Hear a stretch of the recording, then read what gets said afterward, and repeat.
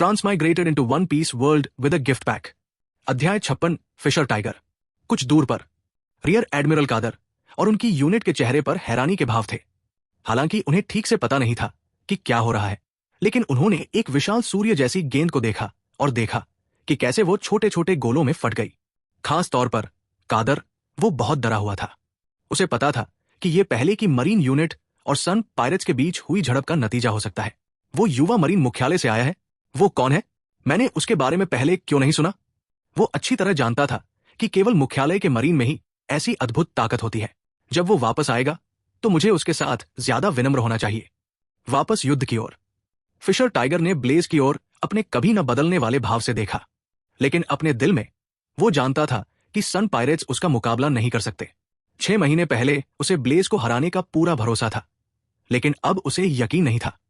6 महीने के छोटे से अंतराल में वो इंसान इतना ताकतवर कैसे हो गया?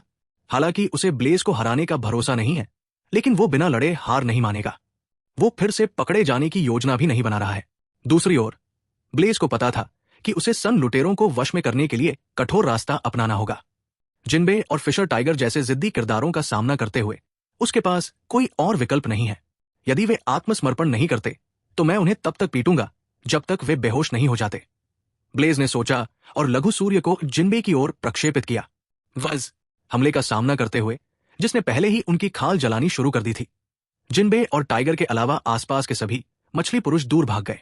जिनबे ने अभी भी पानी में रहते हुए अपने मछली मानव जुजुत्सु से एक और भंवर उत्पन्न किया, लेकिन अत्यधिक गर्मी के कारण आसपास का पानी वाष्प में बदल गया। ये उन छोटी छोटी आग के गोलों से बिल्कुल अलग है जिन्हें उन्होंने रोका था। जिनबे ने सोचा, उस इंसान की क्या योग्यता है? उसकी लपटें सामान्य आग से कई गुना ज्यादा तेज होती है। हमले का लक्ष्य बनते ही उसकी त्वचा जलने लगी, जबकि उसके चारों ओर का समुद्र लाल हो गया तथा अत्यधिक गर्मी से उबलने लगा। कोई विकल्प न होने पर जिनबे ने समुद्र की गहराई में गोता लगाया और वहीं से उसका सामना करने का निर्णय लिया। जिनबे ने दोनों हाथों को बहुत तेजी से हिलाया और आसपास के पानी का इस्तेमाल करके उस विशाल आग के गोले को बुझा दिया। जैसे ही पानी आग के संपर्क में आया, वो वाष्पित हो गया। फिर भी वो आग के गोले के तापमान को कुछ हद तक कम करने में सक्षम था, लेकिन छोटा सूरज अभी भी भयंकर रूप से जल रहा था, जो उसे भस्म करने के लिए पर्याप्त था। ये चाल आग के विरुद्ध अत्यधिक प्रभावी है, क्योंकि ये उसके चारों ओर की नमी का उपयोग करती है। लेकिन ब्लेज की ज्वाला आपकी साधारण आग नहीं है। जिनबे एक हताश स्थिति में था और हमले को रोकने में असमर्थ था, क्योंकि उसके कोई भी हमले काम नहीं कर रहे थे।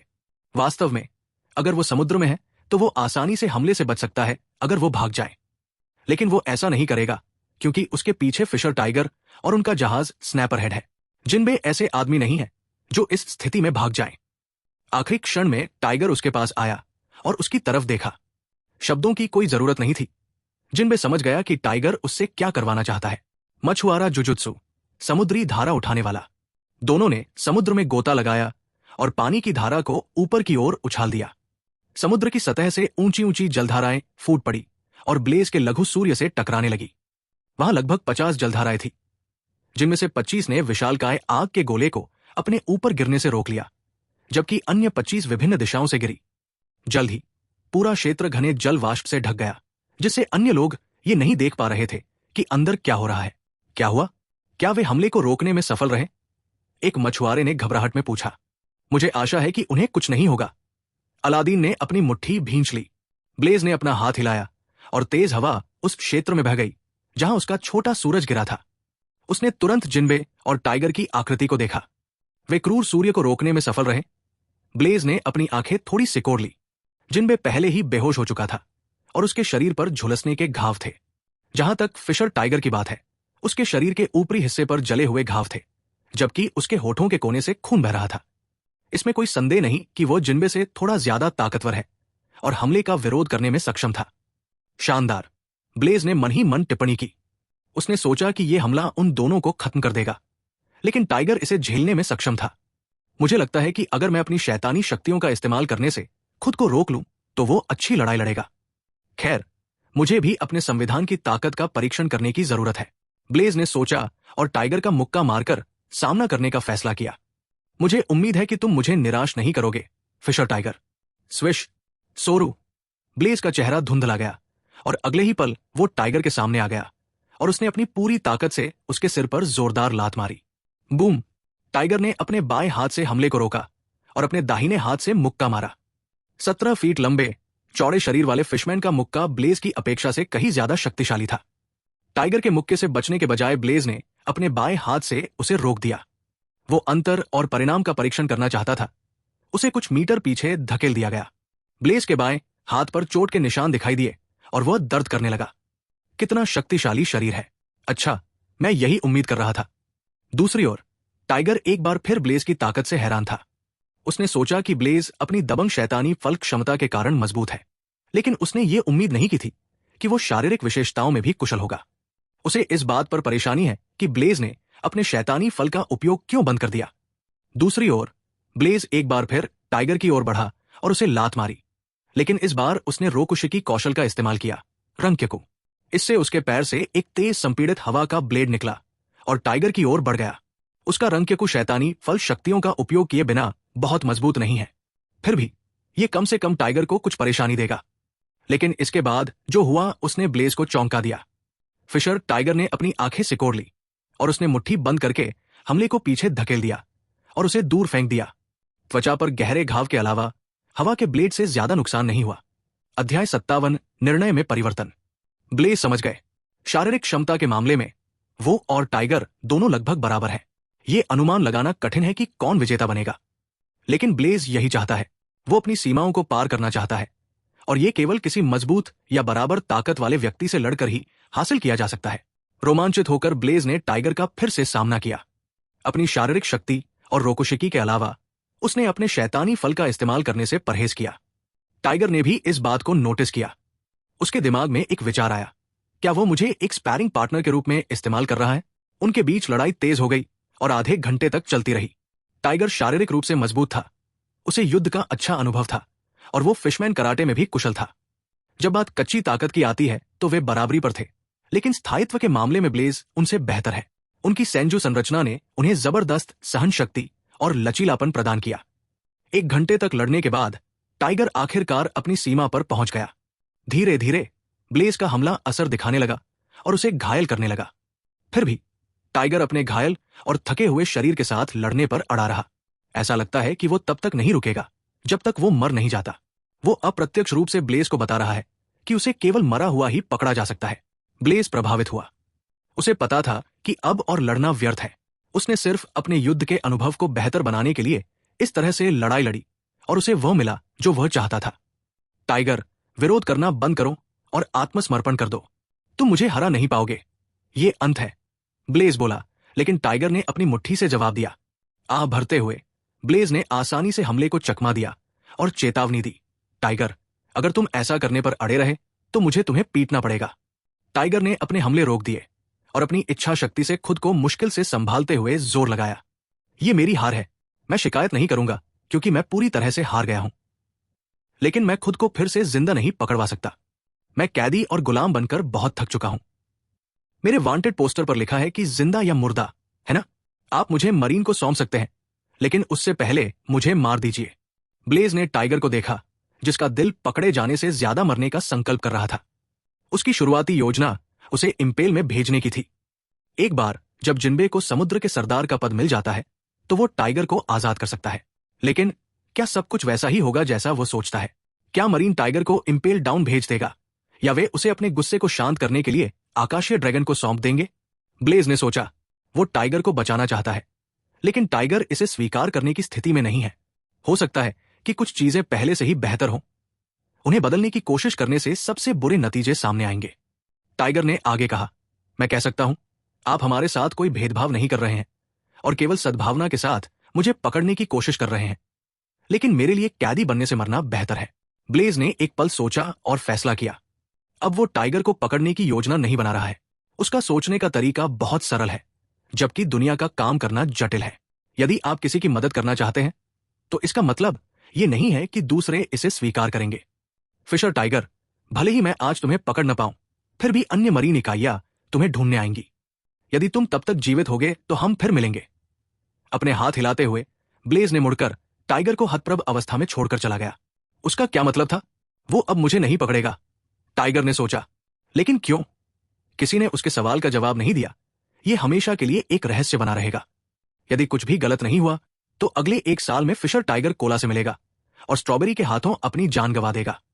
जहाज पर वापस आकर ब्लेज ने अपनी टुकड़ी को वापस लौटने का आदेश दिया। उसने रेगिस को बुलाया और कहा, मुख्यालय को रिपोर्ट करो कि सन पायरेट्स ने अपना जहाज छोड़कर पानी में गोता लगाकर हमारा पीछा छोड़ दिया है।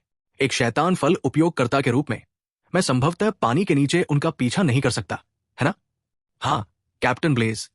रेगिस के होंठ फड़कने लगे, जबकि उसने अपना भाव सीधा रखा। उसने अपनी आंखों से देखा कि कैसे ब्लेज ने फिशमैन समुद्री लुटेरों को बुरी तरह पीटा, जबकि फिशमैन समुद्री लुटेरों के पास उसकी जबरदस्त ताकत के सामने कोई प्रतिरोध नहीं था। लेकिन अब वो कहता है कि वो उन्हें पकड़ने में विफल रहा। कौन इस पर विश्वास करेगा? वो नहीं जानता कि ब्लेज ने उन्हें क्यों नहीं पकड़ा, और वो अपने फैसले पर सवाल नहीं उठाएगा। सिर्फ वही नहीं, ब्लेज की कमान के तहत सभी मरीन भी यही सोचते थे। उनके लिए ये सिर्फ कुछ योग्यता अंक है जो वे बाद में अर्जित करेंगे। वापस आते समय रियर एडमिरल कादर की यूनिट को लेना मत भूलना। यह कहकर ब्लेज आराम करने के लिए अपने केबिन में चला गया। दूसरी तरफ मछुआरे अचानक हुए घटनाक्रम से हैरान थे। वे सभी सोच रहे थे कि टाइगर को युवा मरीन पकड़ लेगा, लेकिन बाद वाला आसानी से चला गया। वे अपनी अचेतावस्था से बाहर निकलकर फिशर टाइगर की ओर दौड़े, जबकि कुछ बेहोश जिन्बे को देखने गए। उन्हें राहत मिली क्योंकि उन्हें लगा कि उसकी चोटें जानलेवा नहीं है। बॉस्टी। जल्द ही टाइगर और जिन्बे दोनों को पहले से ही आधे नष्ट हो चुके स्नैपर हेड के पास ले जाया गया। उनमें से कोई भी नहीं जानता कि इस समय क्या करना है। वे एक अकेले इंसान द्वारा कुचल दिए गए थे। ये उनके लिए एक कठिन आघात था। तभी अलादीन बोला, पहले चलो यहां से चलें। टाइगर और जिन्बे के ठीक होने के बाद हम चर्चा करेंगे।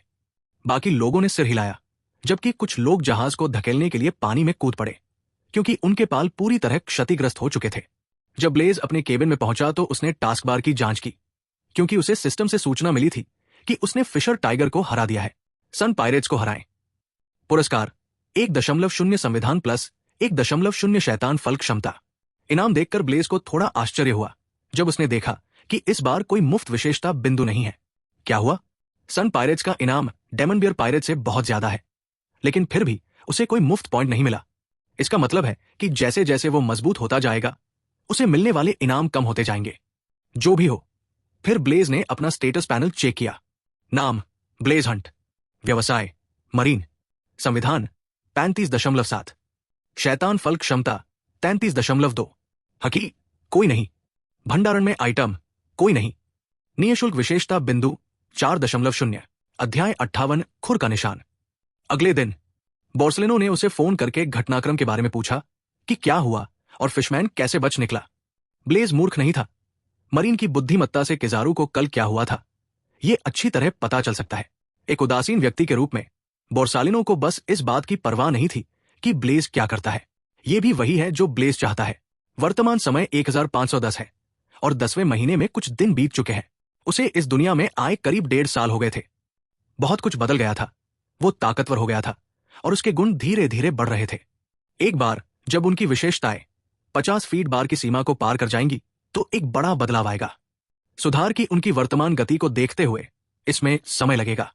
बेशक वो कार्यों उपलब्धियों को पूरा करके या एक मजबूत समुद्री डाकू दल को हराकर अपनी विशेषताओं को तेजी से बढ़ा सकता है, लेकिन ग्रैंड लाइन के पहले भाग में एक शक्तिशाली दल से मिलने की उसकी संभावना बहुत कम है। 10 दिन और बीत गए। उसके दिन काफी आराम और शांति से बीते। प्रशिक्षण, सोना और खाना। इन 10 दिनों में उसे 100 मिलियन बेरी से ज्यादा इनाम वाले किसी भी समुद्री डाकू दल से मिलने का मौका नहीं मिला, केवल कुछ छोटे छोटे फ्राई। इसलिए हर दिन ब्लेज अपना प्रशिक्षण कार्य पूरा करता और अपने रोकुशिकी कौशल का अभ्यास करके अपना समय व्यतीत करता।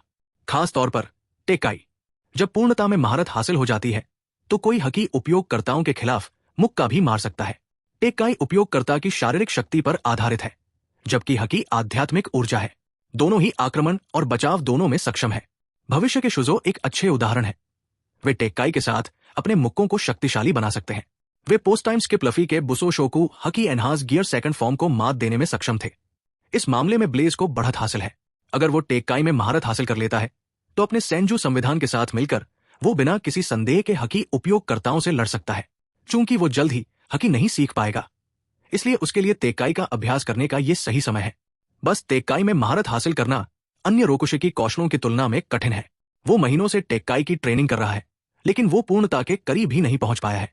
उसकी खासियत गेप्पो और सोरू है। उसने उनमें बहुत जल्दी महारत हासिल कर ली। इन 10 दिनों में उनके गुणों में कोई खास सुधार नहीं हुआ। ये केवल 0.4 अंकों तक बढ़ा। हालांकि उनके गुणों में कोई वृद्धि नहीं हुई, लेकिन उन्होंने छोटे छोटे मछलियों को पकड़कर कुछ योग्यता अंक हासिल किए। उसके पास करीब 900 मेरिट पॉइंट है, लेकिन ये उसके लिए बहुत काम के नहीं है। हकी सीखने के लिए उसे 2000 मेरिट पॉइंट की जरूरत है। बेशक मेरिट पॉइंट के अलावा हकी सीखने के लिए उसके पास दूसरे तरीके भी हैं। उदाहरण के लिए, हर साल मुख्यालय कुछ बेहतरीन नौसैनिकों को चुनता है जिनकी लड़ाकू क्षमता अच्छी होती है और उन्हें हकी सीखने के लिए भेजता है। दूसरा तरीका यह है कि अपने वरिष्ठ अधिकारी से हकी सीखने को कहें। हाँ, वो वाइस एडमिरल बोर्सलिनो से अनुरोध कर सकते हैं, लेकिन ब्लेज को उनसे सीखने में कोई दिलचस्पी नहीं थी। शांतिपूर्ण दिन लंबे समय तक जारी रहते हैं। मुख्यालय से एक आदेश आया जिसमें उनसे कुछ अपराधियों को पकड़ने के लिए एक समुद्री इकाई की सहायता करने का अनुरोध किया गया। ब्लेज ने ज्यादा नहीं सोचा और अपनी यूनिट को दिए गए दिशा में जाने का आदेश दिया। ये एक लंबी यात्रा थी, क्योंकि उन्हें रेड लाइन तक यात्रा करनी थी, जहां ग्रैंड लाइन का पहला भाग शुरू होता है। ब्लेज को यह नहीं पता था कि ये यात्रा उसका भविष्य बदलने वाली है। वे अगले दिन सुबह उस स्थान पर पहुंच गए जिस द्वीप पर वे पहुंचे। उसका नाम सिल्क बे है। ये एक बड़ा द्वीप है जहां विभिन्न प्रकार के निर्यातक रहते हैं। ये द्वीप व्यापारियों के बीच प्रसिद्ध है, क्योंकि बहुत से लोग यहां माल का आदान प्रदान करने आते हैं। साथ ही ये वो जगह भी है जहां समुद्री डाकू अक्सर आते हैं। शुक्र है कि समुद्री डाकुओं पर नियंत्रण रखने के लिए यहां एक मरीन बेस है। इसके बाद उन्हें आगे के आदेशों का इंतजार करना होगा। विवरण के लिए, उन्हें इस तथ्य के अलावा कोई भी आदेश नहीं मिला कि इसकी देखरेख रियर एडमिरल ओनिगुमो द्वारा की जाती है। ब्लेज ने भौहें सिकोड़ ली जब उसने पाया कि ऑपरेशन का नेतृत्व ओनिगुमो कर रहा है। वो अच्छी तरह जानता था कि वो पूर्ण न्याय में विश्वास करता है और वाइस एडमिरल सकाजुकी की कमान में है। अगर उसे पहले पता होता तो वो किसी बहाने से इस अनुरोध को अस्वीकार कर देता। चूंकि उसने इसे स्वीकार कर लिया है, इसलिए अब वो पीछे नहीं हट सकता। उन्हें ऊपर से आदेश मिलने में ज्यादा समय नहीं लगा। आदेश सरल था। अगर कोई व्यापारी जहाज उनकी दिशा में आता है तो उन्हें रुकना होगा। कैप्टन ब्लेज, रियर एडमिरल ओनिगुमो क्या सोच रहे हैं कि हमें जहाज रोकने के लिए इतनी दूर क्यों बुलाया है? जोट्टो ने शिकायत की, जबकि रेगिस बिना कुछ बोले उसके बगल में खड़ा था। आइए इंतजार करें और देखें। ब्लेज ने बस अपना हाथ हिलाया और बोला। वो डेक पर खड़ा दूर तक फैले समुद्र को देख रहा था। पता नहीं क्यों उसके दिल में एक बुरी भावना उभरी। बहुत समय नहीं बीता था कि उन्होंने एक सामान्य व्यापारी जहाज को देखा जो उत्तर की ओर भागने की कोशिश कर रहा था और उसका पीछा एक समुद्री जहाज कर रहा था। ब्लेज के आदेश के तहत उनका जहाज उनके भागने के रास्ते को रोकने के लिए आगे बढ़ा। 2 समुद्री जहाजों से घिरे होने के कारण व्यापारी जहाज भागने के सभी रास्ते भूल गया। कुछ ही देर में दूर से एक और मरीन जहाज दिखाई दिया। रियर एडमिरल ओनिगुमो जहाज के डेक पर खड़े होकर ब्लेज की दिशा में देख रहे थे। उसकी हरकतें देखकर ब्लेज की आंखें सिकुड़ गई। मुझे ऐसा क्यों लग रहा है कि वो मुझे निशाना बना रहा है? दिलचस्प है। ओनिगुमो के आदेश पर मरीन अधिकारियों ने जहाज पर छापा मारा और पूरे जहाज की तलाशी ली। ब्लेज ओनिगुमो की तरह जहाज में ही इंतजार करता रहा और दूरबीन से सब कुछ देखता रहा। जल्द ही कुछ साधारण दिखने वाले नागरिकों को डेक पर घसीटा गया और उनके कपड़े उतार दिए गए। तभी ब्लेज ने अचानक एक व्यक्ति की पीठ पर खुर के निशान देखे। सिर्फ एक ही नहीं, जहाज पर मौजूद ज्यादातर लोगों के शरीर पर खुरों के निशान थे। ये देखकर उसके चेहरे का भाव बदल गया। ओनिगुमो। अध्याय 59। ओनिगुमो। ओनिगुमो। ब्लेज ने अपनी मुट्ठी भींच ली। उकसावा, उसके खिलाफ एक नग्न और जानबूझकर उकसावा। इसमें कोई संदेह नहीं कि ओनिगुमो ने ही उसकी यूनिट को यहां आने के लिए कहा था, लेकिन अब जाकर ब्लेज को उसकी मंशा समझ में आई। सकाजुकी के अधीन एक अधिकारी के रूप में वो निश्चित रूप से जानता है कि उसके मन में दासों के लिए एक नरम जगह है। फिर भी उसने ब्लेज से इस सरल ऑपरेशन के लिए अनुरोध किया जिसे कुछ मरीन सैनिकों द्वारा पूरा किया जा सकता है। उसे यहां होने की कोई जरूरत नहीं है। ओनिगुमो ने यह जानबूझकर किया था। ओनिगुमो ने नजर घुमाई। उसके चेहरे पर व्यंग्य की झलक थी। ब्लेज ने अंदाजा लगाया कि उसने ये सब बुरे इरादे से किया था। वो पूर्ण न्याय में विश्वास करता है और चाहता है कि सब कुछ ठीक हो। इसलिए उसे ब्लेज का काम करने का तरीका और उसका किया हुआ काम पसंद नहीं है। हाल ही में उसे सन लुटेरों के भागने के बारे में कुछ जानकारी मिली। हालांकि ब्लेज के पास उन्हें पकड़ने की ताकत थी, फिर भी उसने उन्हें जाने दिया। और जब उनके और वाइस एडमिरल साकाजुकी के बीच विवाद हुआ, तब वे मुख्यालय में मौजूद थे। यही बात उन्हें बहुत परेशान करती थी। ओनिगुमो के मन में सकाजुकी के लिए बहुत सम्मान और प्रशंसा है, जो अगले एडमिरल उम्मीदवार है। अगर कुछ भी गलत नहीं हुआ तो वो 1 या 2 साल में एडमिरल बन जाएगा। लेकिन उस दिन जो हुआ उससे सकाजुकी की प्रतिष्ठा को काफी नुकसान पहुंचा। पूर्ण न्याय में दृढ़ विश्वास रखने वाले और सकाजुकी के समर्थक के रूप में वो इस मामले को अनदेखा नहीं कर सकते। वो ब्लेज को सबक सिखाना चाहते थे। जल्द ही उसने उसके बारे में जानकारी एकत्र की और इस बात की योजना बनाई। उसकी योजना सरल है, ब्लेज की भावनाओं को भड़काना और उसे हमला करने के लिए मजबूर करना। एक बार ब्लेज ने उस पर हमला कर दिया तो वो उसे नरक दिखा सकता है, और उसके पास रियर एडमिरल पद पर रहते हुए ऐसा करने के अनगिनत तरीके हैं। क्या तुम मुझे महज पार्लर की चालों से नीचे गिराने की कोशिश कर रहे हो? ब्लेज ने अनुमान लगा लिया कि ओनिगुमो क्या सोच रहा था, क्योंकि अब बात यहां तक आ गई है कि उसे पीछे हटने की जरूरत नहीं है। वो वही है जो उसे परेशान करने के लिए उसके रास्ते से बाहर आया। आगे जो भी होगा उसके लिए उसे दोषी नहीं ठहराया जा सकता। तुम दोनों यही रहो और दूसरों का ख्याल रखो। ये बात ध्यान में रखो, आगे जो भी हो तुम लोगों को यहां आकर मेरा साथ देने की अनुमति नहीं है, समझे? ब्लेज ने रेगिस और जोटो की ओर देखा। कैप्टन ब्लेज, आप क्या करने की योजना बना रहे हैं? रेगिस को एक बुरा पूर्वाभास हुआ। बिना कोई जवाब दिए ब्लेज हवा में उछलकर मर्चेंट शिप की ओर उड़ गया। मर्चेंट शिप में 50 से ज्यादा आम लोगों को समुद्री सैनिकों ने पकड़ लिया, जिनके शरीर पर खुरों के निशान थे। भागे हुए विश्व नोबेल दासों के सामने उतरकर ब्लेज ने मरीन सैनिकों को रोक दिया जो लोगों को पकड़ रहे थे। आप सब क्या कर रहे हैं? ब्लेज ने बेपरवाही से पूछा। एक मरीन अधिकारी ने उसके कपड़ों से उसका पद पहचाना और उत्तर दिया, सर, हम भागे हुए अपराधियों को गिरफ्तार कर रहे हैं। ब्लेज ने सिर हिलाया और पूछा, अपराधी कहाँ है? मरीन अधिकारी के पास बोलने के लिए शब्द नहीं थे, जबकि वो मन ही मन सोच रहा था, क्या वे हमारे ठीक सामने नहीं है? कहा? ब्लेज ने फिर तीव्र स्वर में पूछा। ब्लेज की ठंडी निगाहों से डरकर मरीन अधिकारी अपनी बात नहीं कह सका। कैप्टन, मैं तो बस आदेशों का पालन कर रहा हूं। कैप्टन ब्लेज, आप अपराधियों को गिरफ्तार करने के अभियान में हस्तक्षेप क्यों कर रहे हैं? ओनिगुमो उनके सामने आया और सिगरेट पीते हुए पूछा। मूल श्रृंखला की तरह ओनिगुमो एक लंबा आदमी है जिसका चेहरा ठंडा और आंखें आधी बंद है।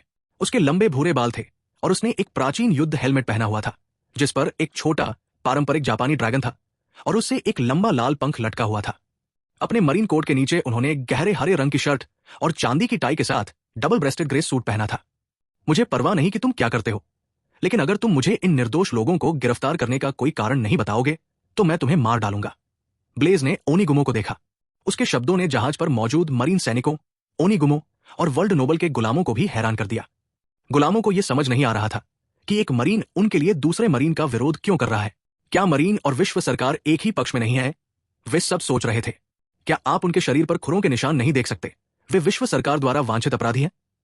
ओनिगुमो की कमान के तहत एक मरीन कप्तान ने गुस्से से कहा, लेकिन अगले ही पल ब्लेज की लात से वो जहाज से उछलकर समुद्र में गिर गया। मैं पूछ रहा हूं कि उन्होंने किस तरह का अपराध किया है? ब्लेज ने ओनिगुमो को ऐसे देखा जैसे वो अगली बार उसे मारने वाला हो। जहाज पर मौजूद मरीन को समझ नहीं आ रहा था कि दो वरिष्ठ अधिकारियों के बीच लड़ाई के दौरान क्या करें। वे बस चुपचाप देखते रहे। दासों के लिए उन्होंने ब्लेज को कृतज्ञता से देखा। वे जानते थे कि ये मरीन युवक उनका समर्थन करने के लिए यहां है। इसने उनके दिलों को झकझोर दिया। क्या तुम्हें पता है कि तुमने अभी क्या किया? तुमने एक साथी मरीन अधिकारी पर हमला किया जो मरीन न्याय संहिता के अनुसार दंडनीय है। ओनिगुमो ने शांति से बात की। मरीन कैप्टन की ओर उसने देखा तक नहीं। एनिस लॉबी आर्क में जब एक सैनिक ने साथी बस्टर कॉल शिप को नष्ट करने के उसके आदेश पर सवाल उठाया तो ओनिगुमो ने उसे बेरमी से गोली मार दी। वो इस तरह का व्यक्ति है। ब्लेज को यह सबसे ज्यादा नापसंद है। यदि तुम अभी आत्मसमर्पण कर दो और अपना अपराध स्वीकार कर लो, ओनिगुमो अपनी बात पूरी कर पाता। उससे पहले ही एक मुक्का उसके चेहरे पर लगा। ओनिगुमो कुछ प्रतिक्रिया भी नहीं दे पाया था कि उसके चेहरे पर मुक्का मारा गया। मेरे चेहरे पर मुक्का मारा गया, लेकिन कैसे? खून से लथपथ नाक के साथ अपने पैरों पर खड़े होकर उसने ब्लेज को चौंक कर देखा। उसने मुझे कैसे मारा? यहां तक कि मेरा ऑब्जर्वेशन हकी भी उसके हमले को भांपने में विफल रहा। वो बहुत ताकतवर है। हाँ, ओनिगुमो ने हाल ही में हकी सीखा है। हालांकि वो केवल 3 महीनों से इसका अभ्यास कर रहा है, लेकिन वो आसानी से किसी ऐसे व्यक्ति को कुचल सकता है जो हकी का उपयोग करना नहीं जानता। उसने सोचा कि वो अपनी ताकत से ब्लेज को आसानी से वश में कर लेगा, लेकिन वो बहुत बड़ी गलतफहमी में था। वो इतना शक्तिशाली कब बन गया? बेशक ब्लेज 6 महीने पहले इतना मजबूत नहीं था, लेकिन अब वो है। भले ही वो हकी को नहीं जानता हो, लेकिन वो अपनी हीट सेंस और टेक्काई से इसकी भरपाई कर सकता है। ये कुशल हाकी उपयोगकर्ताओं के खिलाफ प्रभावी नहीं होगा, लेकिन अनुभवहीन ओनिगुमो के खिलाफ ये पर्याप्त से अधिक है। ब्लेज ने इंतजार नहीं किया, उसने फिर से हमला किया। इस बार ओनिगुमो तैयार था।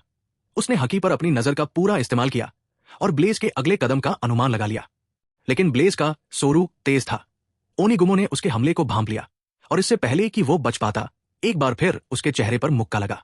मैं तुम्हें तब तक मारता रहूंगा जब तक तुम मुझे उचित कारण नहीं बता देते, इसलिए बेहतर होगा कि तुम कोई उचित कारण तैयार रखो। आसपास के नौसैनिकों ने मुंह खोले हुए इस टकराव को देखा। उन्हें अपनी आंखों पर यकीन नहीं हो रहा था। रियर एडमिरल ओनिगुमो को उनसे 2 रैंक नीचे के एक नौसैनिक ने हराया था। उधर रेगिस और जोटो दूरबीन से 2 नौसैनिकों के बीच विवाद देख रहे थे।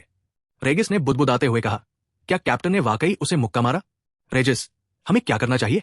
एक साथी नौसैनिक पर हमला करना एक अपराध है, और कैप्टन ब्लेज ने तो एक वरिष्ठ अधिकारी पर भी हमला किया। हमारी यूनिट खत्म हो गई है। जोटो ने डेक पर तनाव से चहलकदमी की। अध्याय 60 विश्व कुलीनदास। बार बार मुक्का मारने से ओनिगुमो अपना आपा खो बैठा। उसके चेहरे पर गड्ढा हो गया, नाक टूट गई और खून बह रहा था। उसने अपने मातहतों के सामने अपनी बची खुची गरिमा भी खो दी। एक जोरदार दहाड़ के साथ उसका शरीर मकड़ी में तब्दील हो गया। उसके बालों से मकड़ी जैसी काली भुजाओं की 3 जोड़ी निकली, साथ ही मकड़ी जैसा पेट भी। उसने 8 कृपाणें ली और ब्लेज का सामना किया। अपनी भुजाओं पर हकी का लेप लगाकर उसने हमला किया। जहाज पर सवार मरीन और आम नागरिकों को परेशानी में न डालने के लिए ब्लेज ने हवा में ऊंची छलांग लगाई और जहाज से खुद को दूर कर लिया, जबकि ओनिगुमो पागलों की तरह उस पर झपटा। ओनिगुमो का सामना करते हुए ब्लेज ने अपनी ताकत नहीं रोकी। उसके हाथ के चारों ओर आग की लपटें भड़क उठीं और उसने उन्हें अपनी मुट्ठी पर केंद्रित करते हुए मुक्का मारा। उसकी मुट्ठी से आग की एक घनी लपट फूट पड़ी और आगे की ओर भड़क उठी। अचानक हुए इस हमले से ओनिगुमो को झटका लगा, क्योंकि उसे लगा कि यह हमला बहुत बड़ा संकट पैदा कर सकता है। ब्लेज की ज्वाला की तीव्रता उसकी अपेक्षा से अधिक थी। अगर मैं नहीं बचूंगा तो मैं जलकर राख हो जाऊंगा। जल्दी से ओनिगुमो ने अपने पूरे शरीर को हकी से ढक लिया और सोरू का इस्तेमाल हमले से बचने के लिए किया। लेकिन जिसकी उसे उम्मीद नहीं थी वो ये था कि फायर फिस्ट ने बीच हवा में ही दिशा बदल दी और उसे निशाना बनाया। ये ज्वाला ब्लेज की मुट्ठी का विस्तार है, इसलिए बेशक वो इसे नियंत्रित कर सकता है और अपनी इच्छानुसार इसकी दिशा बदल सकता है। इससे पहले कि ओनिगुमो फिर से बच पाता, जलती हुई मुट्ठी ने उस पर हमला किया और उसे पूरी तरह से जकड़ लिया। नहीं, वो चिल्लाया, मुट्ठी के पीछे स्कोरिंग तापमान और शक्ति को महसूस करते हुए। शुक्र है कि उसने खुद को हकी से ढक लिया था, नहीं तो वो जलकर राख हो जाता। फिर भी हमले ने उसकी त्वचा को जला दिया और उसका मांस झुलस गया, जबकि प्रभाव ने उसे सीधे समुद्र में फेंक दिया। इतनी कम ताकत के साथ तुम मुझे नीचे गिराना चाहते हो, ब्लेज ने बड़बड़ाते हुए कहा। जहाज पर वापस लौटकर ब्लेज ने विश्व नोबल के दासों को आजाद कर दिया। बाकी बचे नौसैनिकों ने उसके कामों में हस्तक्षेप करने की हिम्मत नहीं की। जल्द ही मरीन यूनिट व्यापारी जहाज से हट गई और ओनिगुमो को बचाते हुए उस क्षेत्र से बाहर निकल गई, जो पहले से ही बेहोश और आधा मरा हुआ था। ब्लेज ने फिर गुलामों की तरफ देखा। वहां हर तरह के लोग थे, युवा, बूढ़े, पुरुष, महिलाएं। उनमें से कुछ की उम्र 10 साल के आसपास थी, क्वाला की उम्र के बराबर। क्या गुलाम होना उनका अपराध है? इसे कौन परिभाषित करता है? ब्लेज ने सोचा। उन्हें इस बात पर गुस्सा आया कि एक नौसैनिक के रूप में उन्हें इन निर्दोष लोगों की रक्षा करनी है, लेकिन इसके बजाय वे विश्व सरकार को उन्हें वापस पकड़ने में मदद कर रहे थे। इसमें न्याय कहाँ है? अरे, मैं इसके बारे में क्यों सोच रहा हूं, जबकि मुझे इसका जवाब पहले से ही पता है। स्थिति तभी बदलेगी जब मरीन विश्व सरकार की पकड़ से मुक्त हो जाएंगे। ब्लेज ने अपना सिर हिलाया। वो ये भी जानता था कि मरीन विश्व सरकार का विरोध करने के लिए पर्याप्त मजबूत नहीं है। जब वो किसी और से अधिक शक्तिशाली हो जाएगा तभी वो ऐसा कर पाएगा। आप सभी जा सकते हैं। ये कहते हुए ब्लेज ने जहाज छोड़ने का फैसला किया, लेकिन 2 लोगों ने उसे रोक दिया। रुको मिस्टर मरीन, हम आपकी मदद के लिए आभारी हैं, लेकिन क्या आप हम पर एक और उपकार कर सकते हैं? लगभग 40 वर्ष के व्यक्ति ने पूछा। हाथ में एक लंबी कृपाण थामे वो किसी गुलाम जैसा नहीं लग रहा था, लेकिन उसकी बाहों पर खुरों के निशान कुछ और ही कह रहे थे। दूसरा आदमी 30 साल का लग रहा था और उसका शरीर मजबूत था। तलवारधारी व्यक्ति मरीन को पहले से जानता था कि वह उन लोगों से अलग है जिनसे वह पहले मिला था। शायद वो हमारी मदद कर सकता है। ये क्या है? ब्लेज ने अपनी भौहें उठाई और पूछा। हमें उस नरक से निकले हुए कई महीने हो गए हैं, लेकिन तब से हमें आवारा कुत्तों की तरह शिकार बनाया जा रहा है और अपराधी करार दिया जा रहा है। हमें नहीं पता कि हमें किससे मदद मांगनी चाहिए। हम उस जगह पर दोबारा नहीं जाना चाहते। वो व्यक्ति फूट फूट कर रोने लगा और बोला, मुझे पता है कि हम बहुत कुछ मांग रहे थे, लेकिन क्या आप हमें घर भेज सकते हैं? कृपया, मैं अपनी पत्नी और बच्चे से फिर मिलना चाहता हूं। उन्हें देखे हुए 5 साल हो गए हैं। अगर आपको लगता है कि यह बहुत ज्यादा परेशानी है तो कम से कम हमें साउथ ब्लू ले चलो। उसकी विनती सुनकर ब्लेज ने आह भरी और अपना सिर हिलाया। मैं तुम्हारी मदद करना चाहता हूं, लेकिन इससे सिर्फ परेशानी ही बढ़ेगी। मैंने पहले ही अपने वरिष्ठ अधिकारी पर हमला कर दिया है और कोई मुझे ढूंढने आएगा। मैं जितनी देर तुम्हारे साथ रहूंगा तुम्हारी जान उतनी ही खतरे में रहेगी। उस आदमी के चेहरे पर निराशा थी, लेकिन उसने जल्दी से उसे छिपाया और जवाब दिया, मैं समझ गया। मैंने बिना सोचे समझे बोल दिया, आपने हमारी मदद करके पहले ही एक बड़ा जोखिम उठा लिया है, धन्यवाद। ब्लेज ने हाथ हिलाया। उनके अनुरोध को अस्वीकार करते हुए उसे थोड़ा बुरा लगा, इसलिए उसने पूछा, आपको घर भेजने के अलावा आप मुझसे कुछ और भी पूछ सकते हैं। मैं आपकी मदद करने की पूरी कोशिश करूंगा। उस आदमी ने एक क्षण सोचा और कहा, हम दक्षिण ब्लू की ओर जा रहे हैं, लेकिन हमारे साथ 5 लोग हैं जिनका घर अलाबस्ता में है। हम ये यात्रा नहीं कर सकते क्योंकि इससे और भी लोग हमारा पीछा करने लगेंगे। अगर आप उन्हें वहां भेज सकें तो हम आपके आभारी होंगे। जरूर, ब्लेज ने अनुरोध स्वीकार कर लिया। अलाबास्ता में 5 लोगों को भेजना उसके लिए कोई समस्या नहीं होगी। ये सिर्फ एक दिन की यात्रा है। ब्लेज ने बताया कि वो व्यापारी जहाज को रवाना करने के बाद 5 लोगों, 2 बच्चों, 2 महिलाओं और एक युवक को अपने जहाज पर ले आया। जैसे ही वो आया, रेगिस और जोटो ने उसका स्वागत किया। कैप्टन ब्लेज, जोटो हकलाते हुए बोला। उसे समझ में नहीं आ रहा था कि क्या कहे। उसने उनकी परवाह नहीं की। 5 लोगों की ओर इशारा करते हुए कहा, वे एक रात रुकेंगे, उन्हें एक खाली कमरे में ले आओ। रेजिस, अपना रास्ता बदलकर अलाबस्ता साम्राज्य की ओर चलो। कप्तान, आपने पहले ही उच्च रैंकिंग अधिकारी पर हमला किया है। अगर आप ऐसा करते हैं तो मुझे नहीं पता। रेजिस ने हिचकिचाहट व्यक्त की। चिंता मत करो, अब सुबह हो गई है। अगर हम जल्दी करें तो रात तक अलाबस्ता पहुंच सकते हैं। मुख्यालय को इस बारे में पता चलने से पहले ही हम निकल चुके होंगे। ब्लेज ने उन्हें आश्वस्त किया। उसी समय एक एनसाइन डेन डेन मुशी लेकर उनकी ओर दौड़ा और बोला, कैप्टन ब्लेज, ये मुख्यालय से आपके लिए है।